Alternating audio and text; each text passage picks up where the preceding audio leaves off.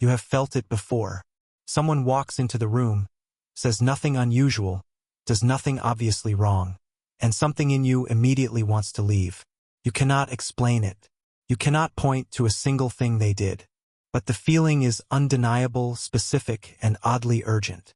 Here is what nobody tells you about that feeling. It is not random. It is not irrational. And it is not entirely about them. That instinct you felt, that quiet alarm with no visible source, is one of the most sophisticated pieces of psychological software your brain runs. It processes hundreds of microsignals simultaneously, cross-references them against everything you have ever learned about safety and threat, and delivers its conclusion in the form of a feeling before your conscious mind has even finished shaking their hand. The fact that you cannot explain it does not mean there is nothing to explain. It means the explanation is happening at a level faster than language. But here is where it gets genuinely interesting, because some of those signals are coming from them. And some of them, more than most people are comfortable admitting, are coming from you.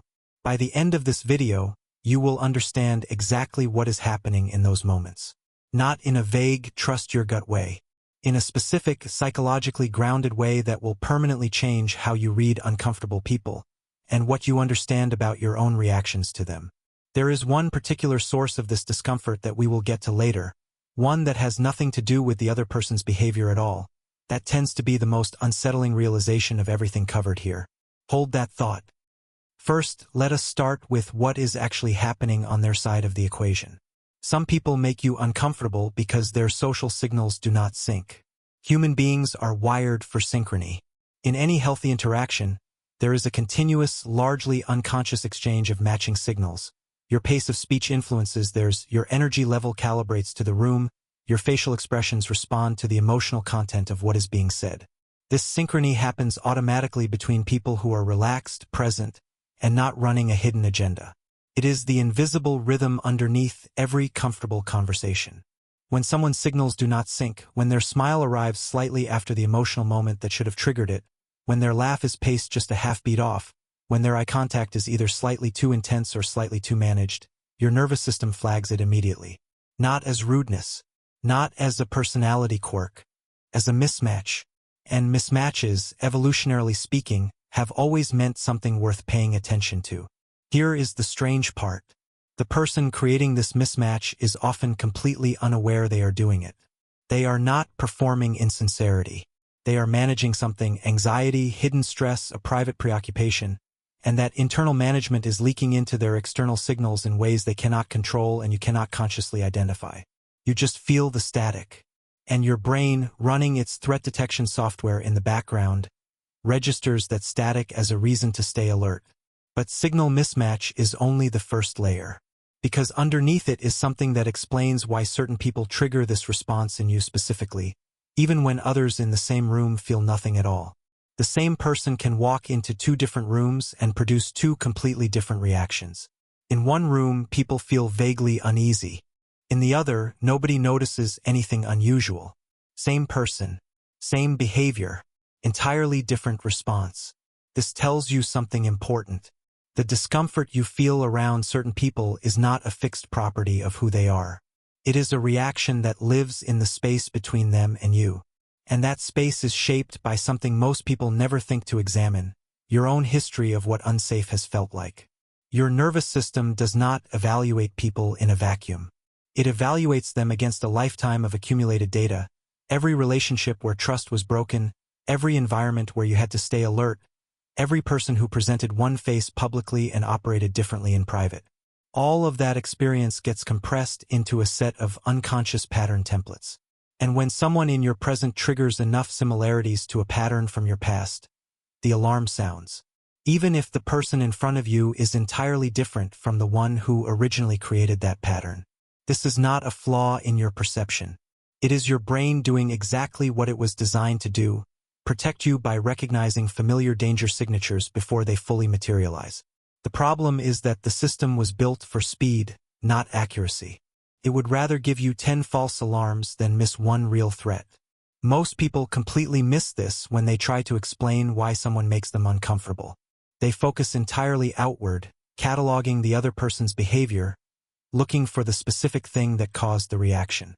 But the reaction and the trigger are not always connected to the same source. Sometimes the discomfort is accurate intelligence about the person in front of you. And sometimes it is old intelligence about someone who is no longer there. Learning to tell the difference is one of the most practically valuable things a person can develop. But it requires something most people find genuinely difficult, the willingness to ask not just what is wrong with them, but what is being activated in me. And this leads to something even more layered, because there is a third source of this discomfort that is neither about signal mismatch nor about personal history. It is about something the uncomfortable person is carrying that you are picking up without either of you intending it. Suppressed emotional states are not as invisible as people assume. When someone is holding something down, unprocessed anger, deep anxiety, grief they have not acknowledged, it does not disappear, pressurizes. And that pressurized state leaks into the interaction in ways that are genuinely felt by the people around them, even when nothing explicit is said or done. You have almost certainly experienced this. A conversation that felt completely normal on the surface but left you feeling inexplicably heavy afterward. A person who seemed fine by every measurable standard but whose presence felt like standing next to something about to give way. That is not your imagination producing symptoms from nothing. That is your nervous system accurately reading an emotional signal that the other person is working hard to contain. What you are feeling is the effort of the containment. Not what is being contained, the strain of holding it. And if that reframes some past interactions for you, what comes next will go even deeper.